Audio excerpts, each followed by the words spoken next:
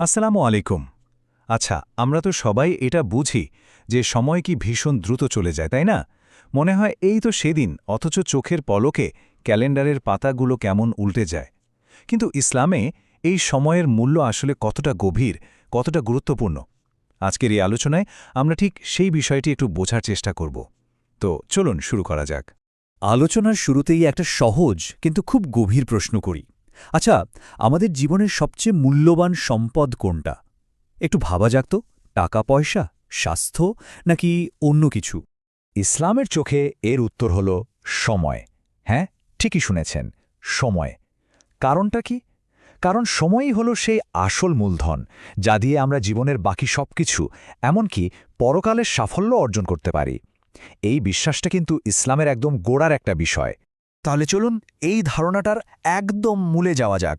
আমরা শুরু করব পবিত্র কোরআন দিয়ে, যেখানে স্বয়ং আল্লাহ তাআলা সময়ের গুরুত্ব বোঝাতে এর নামের শপথ করেছেন। চিন্তা করা যায়? যেমন দেখুন, সূরা আল আসরে আল্লাহ সময়ের কসম করে বলছেন যে মানুষ আসলে ক্ষতির মধ্যেই আছে। ভাবুন একবার, এই শক্তিশালী শপথটা আমাদের জীবনের প্রত্যেকটা মুহূর্তকে লাভ বা ক্ষতির সাথে সরাসরি জুড়ে দিচ্ছে। তার মানে সময় কিন্তু শুধু বয়ে চলা একটা নদী না, এটা আমাদের সাফল্য বা ব্যর্থতার একটা মাপকাঠি। আর সবচেয়ে মজার ব্যাপার কি জানেন? আল্লাহ কিন্তু শুধু সাধারণভাবে সময় বলেই শপথ করেনি। তিনি দিনের বিশেষ বিশেষ মুহূর্তের কসম করেছেন, যেমন ভোরের, সকালের উজ্জ্বলতার, কিংবা রাতের। এটা কি প্রমাণ করে? এটা প্রমাণ করে যে দিনের প্রত্যেকটা অংশেরই একটা আলাদা ঐশ্বরিক গুরুত্ব আছে। একটা মুহূর্ত আসলে ফেলনা নয়। কুরআনের এই যে গভীর ধারণা, এটাকে এবার আমরা দেখব আমাদের প্রিয় নবীজি সাল্লাল্লাহু আলাইহি ওয়াসাল্লামের শিক্ষার আলোপে।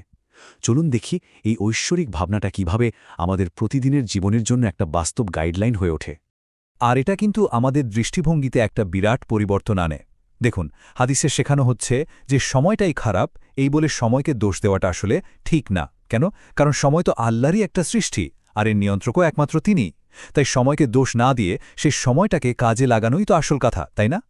এই শিক্ষাটা যে কতটা গভীর তা একবার ভাবুন তো। বলা হচ্ছে, যদি কেয়ামত শুরু হয়ে যায় আর ঠিক সেই মুহূর্তেও কারো হাতে একটা গাছের চারা থাকে, তাহলে সেটাও যেন সে লাগিয়ে দেয়। কি অসাধারণ একটা বার্তা, তাই না? মানে একেবারে শেষ মুহূর্ত পর্যন্ত ভালো কাজ করে যেতে হবে, আশা ছাড়লে চলবে না। তার মানে কি দাঁড়ালো? জীবনটা আসলে কিছু ক্ষণস্থায়ী সুযোগের যোগফল।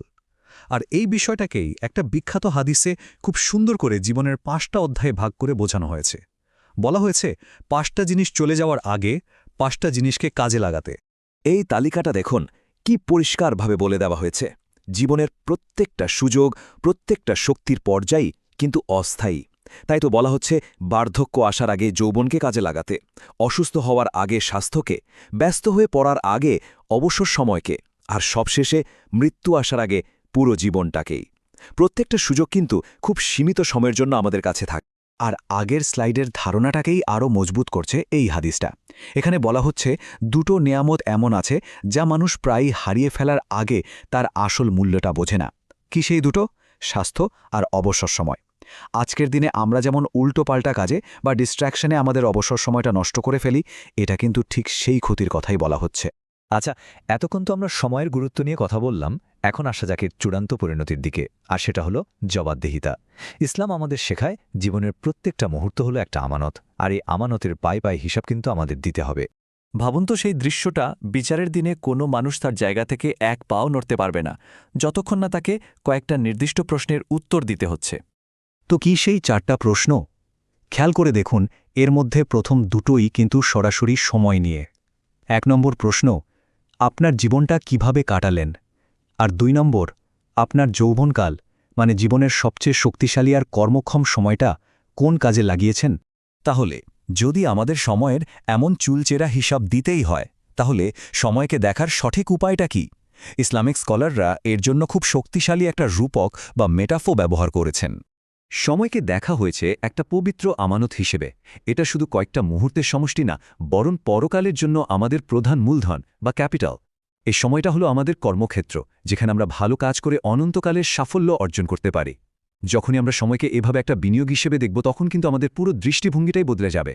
আমরা তখন আর সময় নষ্ট করব না, বরং একে ভালো কাজে বিনিয়োগ করব।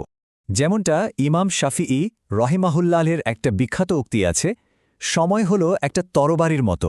যদি তুমি একে না কাটো, তবে এটাই তোমাকে কেটে ফেলবে। কি অসাধারণ কথা! এর মানে হল সময়কে নিয়ন্ত্রণ করে সঠিক কাজে লাগাতে হবে, না হলে এই সময়ই আমাদের ধ্বংসের কারণ হয়ে দাঁড়াবে।